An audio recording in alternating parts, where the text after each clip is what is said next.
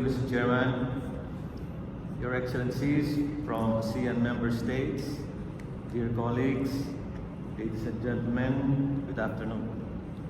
On behalf of the SOMTC Leader of the Philippines, Undersecretary Oscar F. Valenzuela, allow me as the Philippines representative for today's roundtable meeting to discuss our ongoing efforts to combat cybercrime, reflect on the presentation delivered by our presenters earlier, and share possible areas of cooperation as we move forward.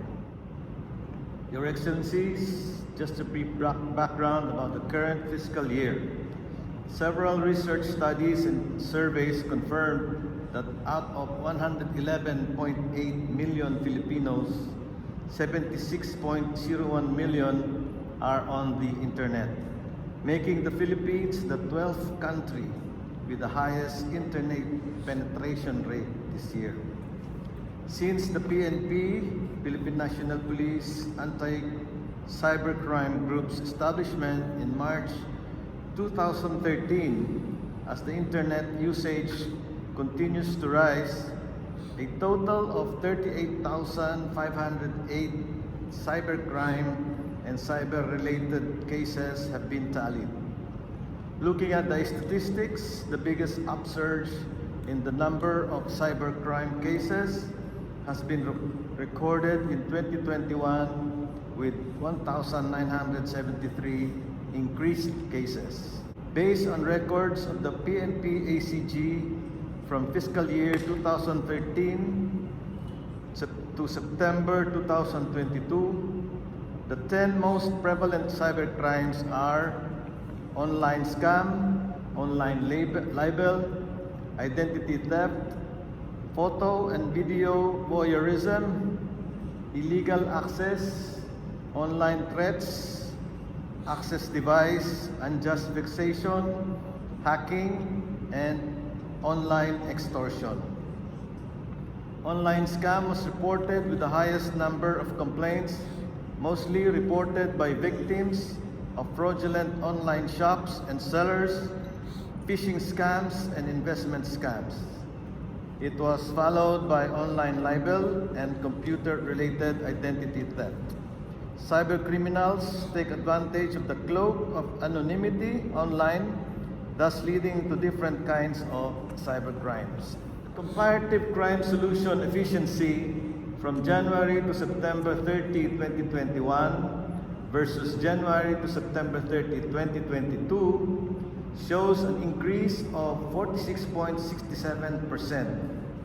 A total of 1,567 cases, or 27.74%, were solved out of 5,628 cases received from January to September 21, while a total of 7,154 cases, or 74.41%, were solved out of 9,614 cases received from January to September 2022. During the earlier presentations, we noted some modus operandi on the cybercrime landscape. To further substantiate the presentations shared earlier, allow me to share some cybercrime cases observed by our law enforcement agency. The use of online lending applications, OLA, are observed to be increasing in the Philippines. On February 2022, 46 suspects were arrested for violation of Republic Act 10175, Cybercrime Prevention Act of 2012, and RA number 9474 Lending Company Regulation Act. The Digital Forensic Unit of the PNP ACG conducted on-site forensic examination and found out that the suspects are using online lending applications that have no certificate of authority. There were also significant cases of violence against women and children, identity theft, statutory rape, and trafficking in persons, online selling scam, grave coercion, and misuse of devices reported to the PNP ACG. Meanwhile, our Department of Justice of Cybercrime, DOJ OOC, recorded a total of 157 cyber libel this year. The data was received and processed from the monthly inventory of cybercrime cases submitted by the DOJ National Prosecution Office. In addition, the DOJ OOC received a total of 2,135,568 reports as the National Center for Missing and Exploited Children point of contact. These reports were submitted by electronic service providers such as Facebook and other online platforms as they monitor the distribution of online sexual abuse and exploitation materials. However, it is worthy to note that not all NCMC reported cases are considered actual OSA cases in the Philippines, sex online cases. There are factors affecting these numbers, including misleading digital images such as nude photos of children generated by their parents in good faith and inaccurate reporting by electronic communication service providers, such as when the victim is not really a minor. Still, several reports show that cases of OSA in the Philippines are rising amid COVID-19 pandemic. In this view, our AMMTC leader and Secretary of the Interior of Local Government, Attorney Benjamin Abalos Jr., together with other relevant departments under the Interagency Council Against Trafficking in Persons, declared an all-out war against online sexual abuse and exploitation of children through a press conference on August 2022. This highlighted the Philippines' commitment in combating this issue. Some of the best practices we do is we capacitate our personnel to combat cybercrime. All personnel are encouraged to undergo training, professional education through trainings and seminars, not only in the Philippines but also in the international setting. These trainings serve as personnel's trail towards earning the CyberCop badge. As compared from its earlier years in 2018, our law enforcement was able to improve its anti-cybercrime stance in terms of technical aspect. Contributing to the developing technical and digital forensic capability of the group are the numbers of personnel who receive trainings and certifications at par with international standards. SOMTC Philippines also conducted cybercrime awareness intended for public through social media postings, distribution of flyers, partnerships with other agencies, among others. Our DOJ, Department of Justice, serves as a designated 24/7 point of contact within the purview of the Budapest Convention.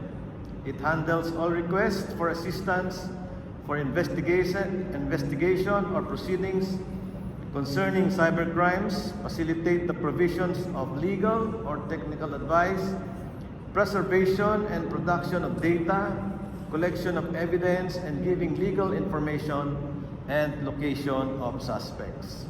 Lastly, just this month, His Excellency President Ferdinand Marcos Jr., the President of the Republic of the Philippines, signed the Subscriber Identity Mode or SIM card registration law that aims to address the proliferation of tech scams in the country. Under the new measure, a system for the sale and registration of SIM cards will be established. Mobile phone subscribers with prepaid SIM cards have 180 days from the effectivity of the law to register and verify their phone numbers with their respective public telecommunication entities. At the regional level, the SOMTC Philippines keeps its eye on the transnational cases and continually forges international cooperation and strong partnership with its foreign counterparts. Among these endeavors is our international cooperation with the G7 and Interpol with the resolve of providing the Filipinos with a safe cyber environment. The Philippines continue to develop public-private partnership to combat cybercrimes and strengthen our nation's cybersecurity posture. The PNP ACG is also a member of the International Point of Contact on Cybercrime, such as G7-24/7 Point of Contact on High-Tech Crime Network and the Interpol I-24/7 Global Police Communication System for the efficient and effective exchange of information and preservation of digital evidence. With these initiatives, we recognize that the rapid development and expansion of information and communication technology used in all sectors pose as a challenge in our cybercrime efforts. Furthermore, the anonymity on the internet, cross-border jurisdiction, the cybercrime's trans-border and highly technical nature, and proliferation of free and sophisticated storage, media, and data encryption technology add up to our concerns. Not to mention that cybercrime and digital evidence are new to some prosecutors and judges, and there is a lack of structured procedure on cybercrime investigation. We also observe that there are insufficient tools and equipment necessary in the investigation of cybercrime cases, as well as budgetary constraints. In this view, allow me to share possible areas of cooperation to help us achieve our common goal in the fight against cybercrime. Locally, we're looking forward to procure a cyber response van that will be used as a mobile forensic laboratory, particularly in conducting on-site digital forensic examination as one of the requirements mentioned in the new rule on cybercrime warrants issued by the Supreme Court. We are looking forward that our +3 partners may also help us in this initiative. Next, the digital forensic examiners being mandated to testify in courts need an international recognized certification in the field of digital forensic, not only to boost their confidence, but more importantly, to increase their qualification and competence as expert witnesses in court. We would like to call on 4 possible partners who can sponsor the certification of future cyber cops, not only in the Philippines, but also in the ASEAN member states, to increase our manpower against cybercrime. Lastly, with the emerging trends in digital forensic cybersecurity and cyber intelligence, it is high time for AMS to enhance technical capabilities against cybercrime to cope with the emerging trends in technology. Some TC may conduct frequent simulation activities with all ASEAN member states and other partner states to enhance the technical capabilities of our law enforcement agencies and other personnel involved. Lastly, we would like to thank SOMTC Singapore for organizing this important roundtable meeting and for serving us sumptuous meals, superb accommodation and arrangements. Thank you for your warm hospitality. It's nice to have met the AMS representatives of ASEAN. That will be all for the Philippines, Mr. Chair. Thank you very much.